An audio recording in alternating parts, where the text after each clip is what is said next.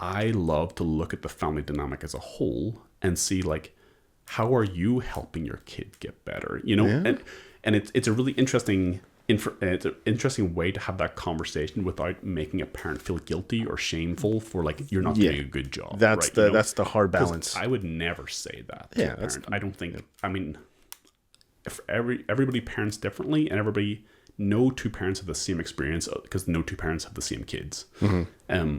But what I found, I'm convinced that if I can work with parents, help them be the best versions of themselves, help the kids see, which means that the parents may have more capacity for the kids' behavior, whatever they're doing, in order to find ways in which to build that connection again, build that family lifestyle that they want to build, that is built on love and trust and hope.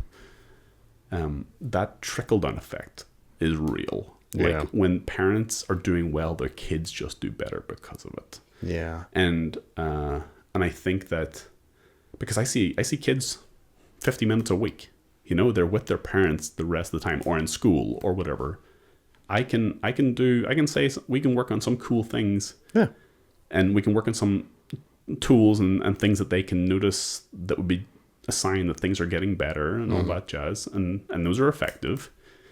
But I'm convinced that if we can address the family unit as a whole in order to help make sure everybody's doing well, then there's almost like a synchronicity of hope. I don't know what better word. Like there's a synchronicity of efficiency in the family model. And everybody just does better because of that. Yeah. So something I've started seeing in terms of, obviously 2020 was like a landmark year with like a bajillion things happening, including COVID. Yeah. So I've noticed from like the generation prior, you know, our generation, where it's like we grew up not talking about how we feel or not talking about how our parents shaped us, or whichever direction that is. And then now post 2020, like everyone is like opening up and everyone is like, going to therapy. The therapy boom, I feel like really took off starting that point.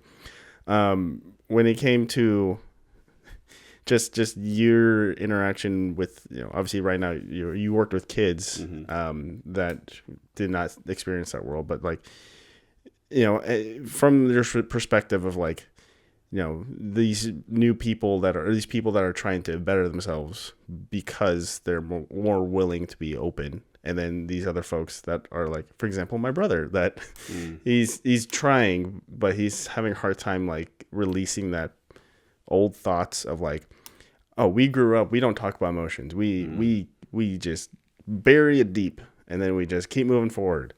So it's like, for you and your perspective in the therapy industry, it's like, you know, what are your thoughts on those kinds of folks that are a little more against therapy or not really like ready to buy into therapy yet? You know, so a few things come to mind. One is to do with where I come from in Ireland, and two is from working in Woodburn the last 3 years. So for those of you that don't know, Woodburn is about like a 95% Hispanic community there. Yeah. And it's not a big city either. It's pretty small. Yeah, I'm not even sure what the population is, but it's not huge necessarily. But in what I learned in the Hispanic culture, there's a lot of people that are pretty against mental health support. Not everybody, but there's a stigma still around it. You know. Yeah. And it was work. It was work to help convince people. Not convince is the wrong word. It's just help them understand. Yeah, you know, I wasn't trying to like, oh, this is what you need, because I'm not saying that everybody needs therapy either. You know, like a lot of the kids that were referred to me in school, I don't think needed therapy. The teachers just had pure classroom management, and they were acting out because of it. You know, or and so that was, they just wanted like, can you make this kid concentrate more? I'm like, I don't know. That's what therapy is. I don't have a prescription pad. Right, you know? Yeah.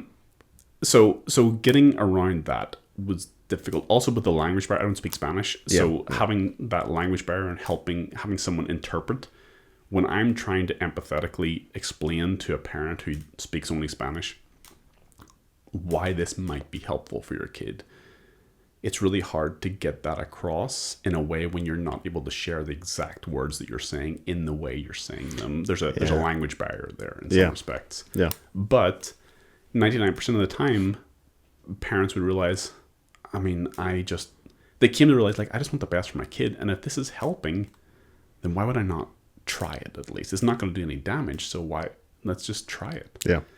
And then back home in Ireland, it's interesting. Before I was doing therapy, we were back home visiting for one Christmas, and I remember me and my wife Jess were at it was like my whole mom side of the family gets together for Christmas, and I remember my aunt chatting to us at one point, and I can't remember really what it was about, but I remember talking about how going to therapy is kind of common in America. And she said to me, oh, those Americans, we just pull ourselves up by our bootstraps and get on with it, So it's like, even coming from a culture of like, this is wise up, like, you're good, just stop it almost, stop feeling the way you're feeling, and then you'll be good. It's just, I don't know. It's been difficult. And what I will say for people that are hesitant about it, I would ask them a question, like, why are you hesitant about it? Like, what is it about this that is causing you concern? Because I think a lot of times people will say, I don't want to be seen as someone that is broken or someone that has something wrong with them. And I would wonder, why is that the case? Like, what is it about that is important for you to be seen as not broken, Yeah.